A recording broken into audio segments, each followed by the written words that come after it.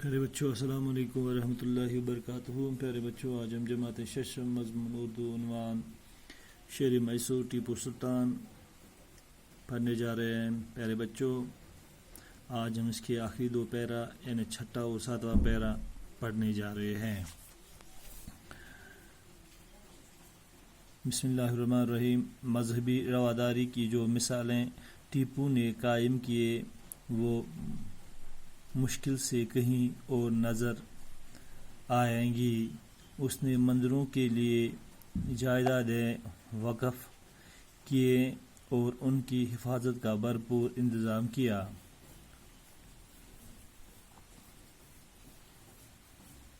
اس نے زراعت اور کھیتی باڑی کی طرف خاص توجہ کی، آب پاشی کا بہتر انتظام کیا اور دریائے کاوری پر بند باندھنے کا منصوبہ بنایا۔ ٹیپو سلطان نے تجارت اور صنعت و حرفت کو بھی ترقی دی، ریاست میں جگہ جگہ کارخانے قائم کیے۔ ٹیپو کی دور اندیشی کا اندازہ اس سے بھی لگایا جا سکتا ہے کہ وہ دیسی کپڑے اور دیسی چیزوں کے استعمال کے حق میں تھا اور بدیسی چیزوں کے استعمال سے منع کرتا تھا۔ ٹیپو نے ایک طرف ریاست کے استحکام کے لیے اور دوسری طرف عوام کی بہتری کے لیے بہت سی تدبیریں کیے، لیکن انگریزوں کی سازشوں اور اپنوں کی غداری کی وجہ سے اسے زیادہ مدت تک حکومت کرنا نصیب نہ ہوا۔ پھر بھی اس نے جو کارنامے انجام دیے وہ ہماری تاریخ کا حصہ ہیں۔ پیارے بچوں مذہبی رواداری کی جو مثالیں ٹیپو نے قائم کیے۔ پیارے بچوں مذہبی رواداری خطر یہ مثال ٹیپو سلطانن قائم آس کرمز وہ مشکل سے کہیں اور نظر آئیں گی۔ سہ گژھِ مشکلی سان اس کن جائے نظر۔ اس نے مندروں کے لیے جائیدادیں وقف کیے۔ تم کر ٹیپو سلطان کر مندر بنانے خاطر جائیداد وقف اور ان کی حفاظت کا بھرپور انتظام کیا۔ تو مندرن ہند حفاظت کرن بھرپور انتظام۔ اس نے زراعت اور کھیتی باڑی کی طرف خاص توجہ کی۔ ٹیپو سلطان دیت زراعت بے کھیتی باڑی کن خاص توجہ۔ آب پاشی کا بہتر انتظام کیا، ات مز کورن آب پاشی ہند بہتر انتظام اور دریائے کاوری پر بند باندھنے کا منصوبہ بنایا۔ بے کورن ام آب پاشی بہتر بنانے باپت کورن دریائے کاوری ہند سہ بند بنانک منصوبہ تہ بنون۔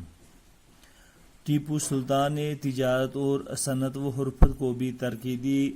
ٹیپو سلطان دس مالو تجارت ست دستکاری پہ دستکاری کن تہ ترقی۔ ریاست میں جگہ جگہ کارخانے قائم کیے۔ ریاستس مز کرن جائے جائے پہ کارخان قائم۔ ٹیپو کی دور اندیشی کا اندازہ اس سے بھی لگایا جا سکتا ہے۔ ٹیپو سند تم سن گہرائی ہند انداز ہیکو اس نمو چیزوں سے لگائت کہ وہ دیسی کپڑے اور دیسی چیزوں کا استعمال کے حق میں تھا کہ ٹیپو سلطان اس دیسی کپڑن تبے دیسی چیزن ہند استعمال کے حقس مز اور بدیسی چیزوں کے استعمال سے منع کرتا تھا تو ملک نیبر چیزن ہند استعمال کرنس منع کران۔ ٹیپو نے ایک طرف ریاست کے استحکام کے لیے اور دوسری طرف عوام کی بہتری کے لیے بہت سی تدابیریں کیے۔